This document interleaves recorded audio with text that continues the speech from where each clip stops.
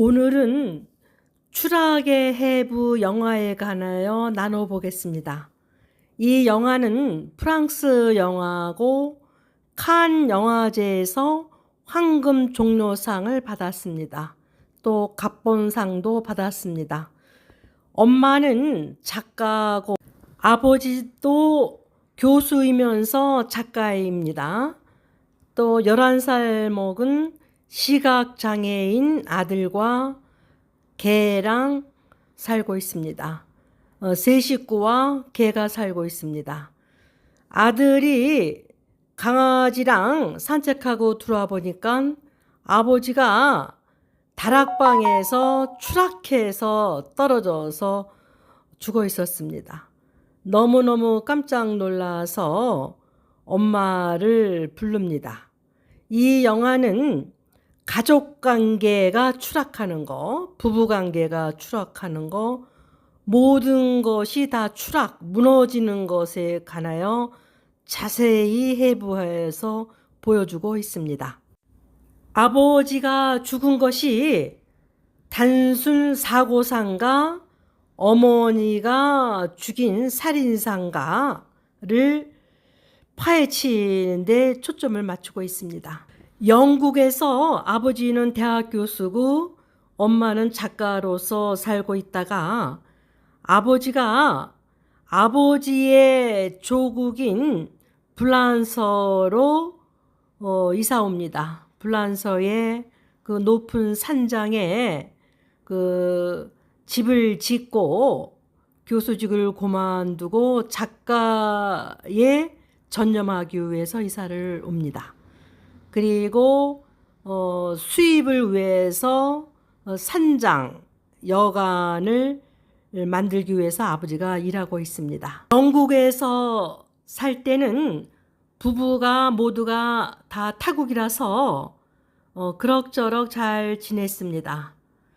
그런데 모든 것을 다 버리고 그 불란서 그로노빌 높은 산장으로 이사를 옵니다. 어머니는 독일 사람이고 아버지는 불란서 사람입니다. 11살 먹은 아들은 4살경에 아버지가 데리러 어린이집에 일찍 와야 되는데 한 2-3시간 늦게 와서 아들이 사고를 당합니다. 그래서 앞을 볼 수가 없는 시각장애인입니다. 아버지가 항상 죄책감에 시달리며 살고 있습니다. 그래서 환경을 바꿔서 아버지의 고향인 프랑스의 그 산장, 사람들이 좀 드물게 살고 있는 비탈길에 산장에 집을 짓고 살고 있습니다. 엄마는 1층에, 아버지는 2층에 서로 잠자리를 따로 하고 그 수직적인 관계, 서로 그렇게 소통하지 않습니다. 영화에서 보여주는 것처럼 이 집의 구조는 산등성이 비탈진 곳에 올라가는 길도 가파르고 아슬아슬하게 지어진 집입니다. 아버지가 여기에서 조국에서 새로운 곳을 지도하기 위해서 이사 온 곳인데 그렇게 순조롭게 일이 진행되고 있지 않습니다. 작품도 잘 안 되고 그 산장을 고치는 일도 너무 어렵습니다. 그리고 아들을 돌보는 육아도 너무너무 힘들고 지쳐 있습니다. 그래서 아버지가 떨어져 죽기 전날에 이 부부가 엄청 심하게 부부싸움을 합니다. 이루 말할 수 없이 싸움을 합니다. 아버지가 앞에서 말한 것처럼 모든 것이 다 힘들다고 하소연을 합니다. 부인이 당신이 원해서 영국에서 당신 조국으로 불란서에 이사 왔고, 당신이 원하는 대로 그 여행 계획을 받기 위해서 산장도 고치고 모든 것이 다 당신 뜻대로 하고 나는 모든 것을 포기하고 당신을 따랐는데 무슨 소리냐고 엄청나게 남편을 공격합니다. 부인이 남편의 약점을 엄청나게 검사, 재판관 이상으로 집요하게 파헤쳐서 당신 그렇게 하면 틀려먹었어. 그래서 당신 남편이 틀려먹었다. 당신은 틀렸다고, 당신은 패배자라고, 나쁘다고 단정을 내렸습니다. 그 다음에 남편이 죽습니다. 또 영화의 첫 장면에서 보면은 부인이 어떤 작품을 내서 성공합니다. 그래서 제자이면서 어떤 기자가 와서 인터뷰를 하는데 남편이 너무 화가 나서 그 인터뷰를 방해하기 위해서 음악을 크게 틀어놓습니다. 그러니까 그 인터뷰를 할 수가 없어서 다음 날로 미룹니다. 그러니까 이 영화는 가족 관계, 부부 관계, 결혼 관계가 어떻게 무너지는 것을 자세히 잘 보여줍니다. 상담할 때나 우리 일상적인 가정 생활에서 흔히 볼 수 있는 것입니다. 성과, 업적, 성공, 경쟁 위주로 부부 관계가 진행될 때 어떻게 가정이 무너지는 것을 또 자식들, 아들이 이 영화에서 어떻게 무너지는지를 잘 보여주고 있습니다.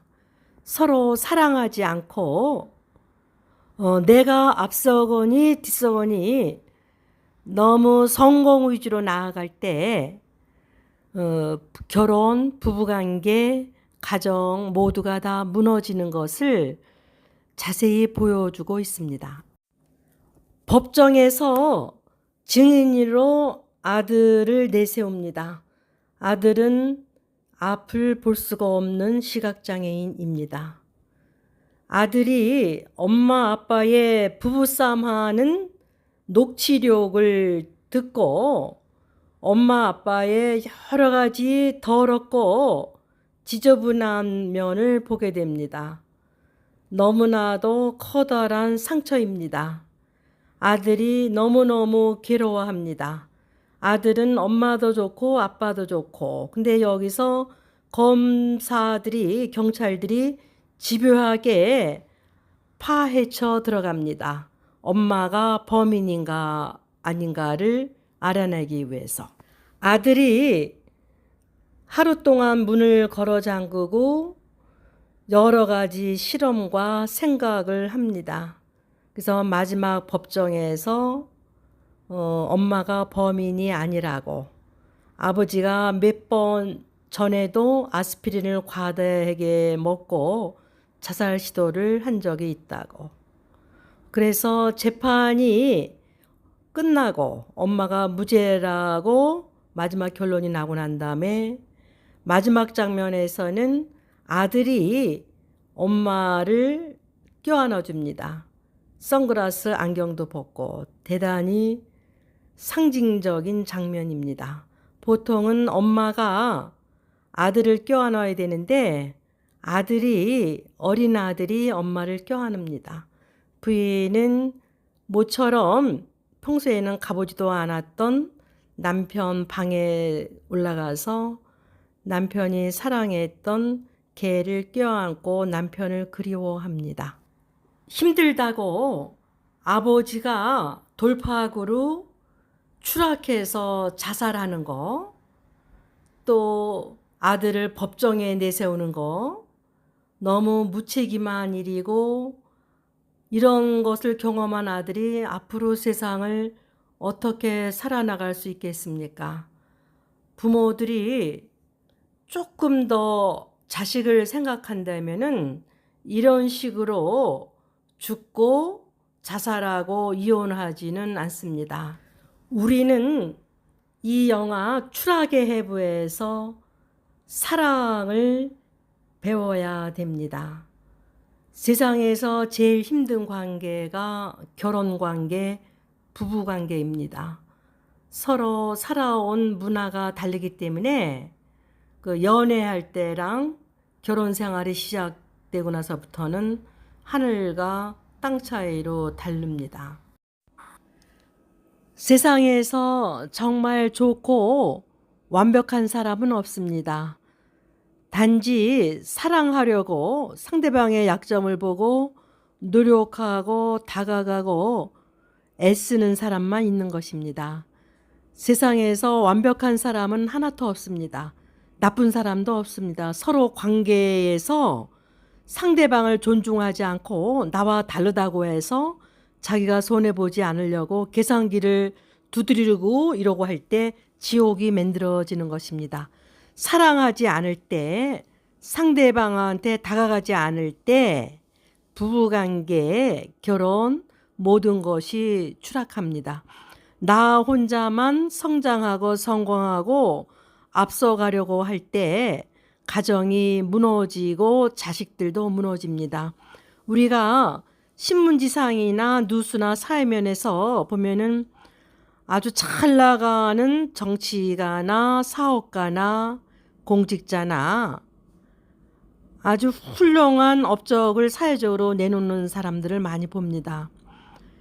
그러다가 어느 날 보면은 자식이 마약을 했느니 뭐를 했느니 해가면서 그동안 쌓은 부모들의 성공이 하루아침에 무너지는 것을 봅니다.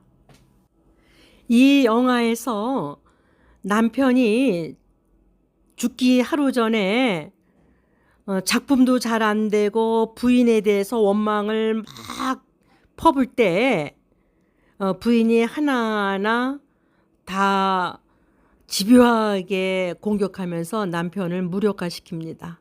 부인의 말은 다 맞습니다. 남편이 잘못한 것입니다. 이론적으로.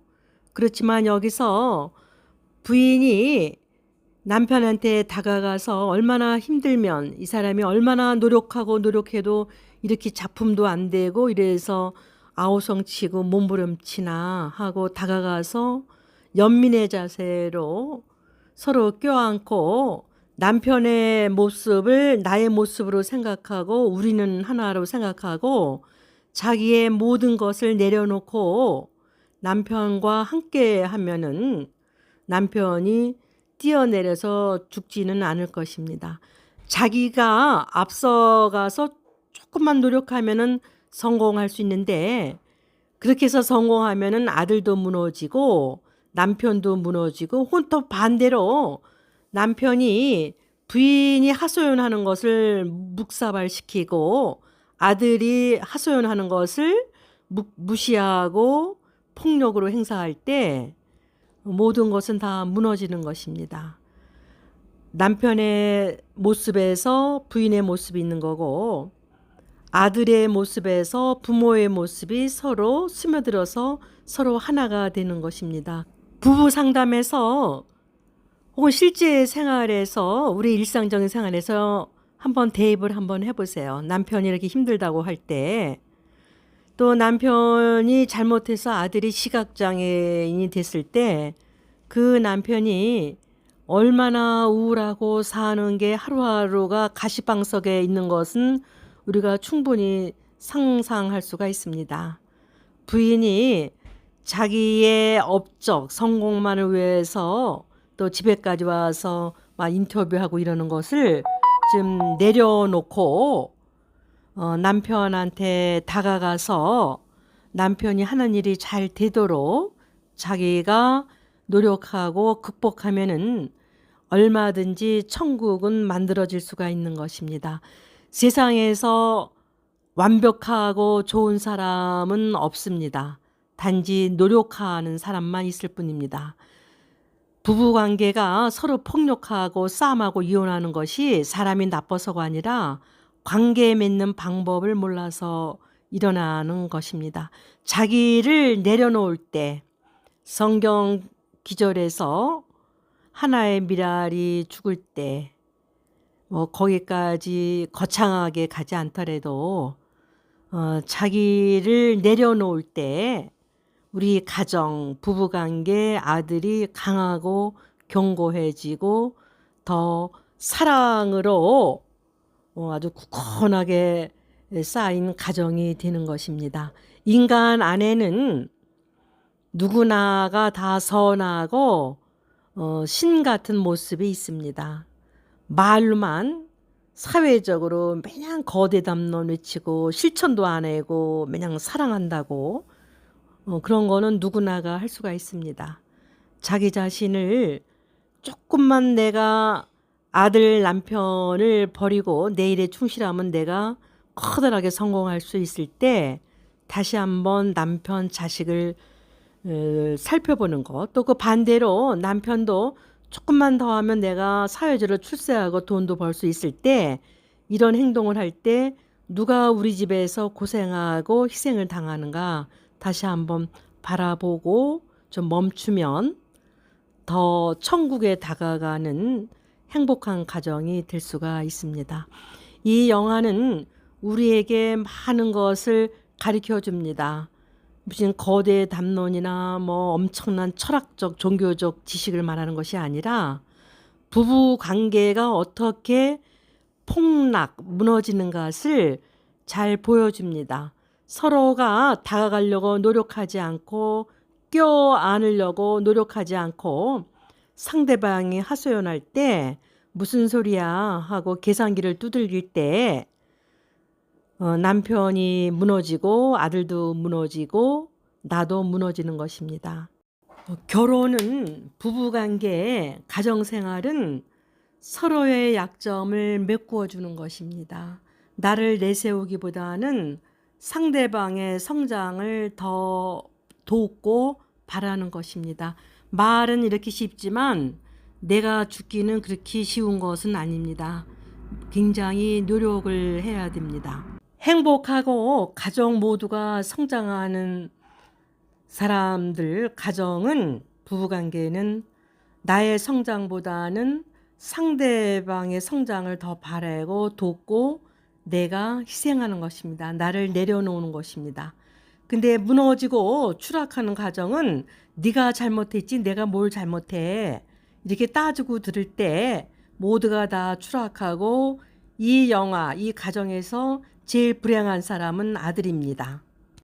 여러분들도 시간을 내서 한번 이 영화를 보세요. 그리고 우리들의 가정생활, 결혼생활, 부부관계를 한번 비추어서 점검해 보세요. 오늘은 여기까지입니다.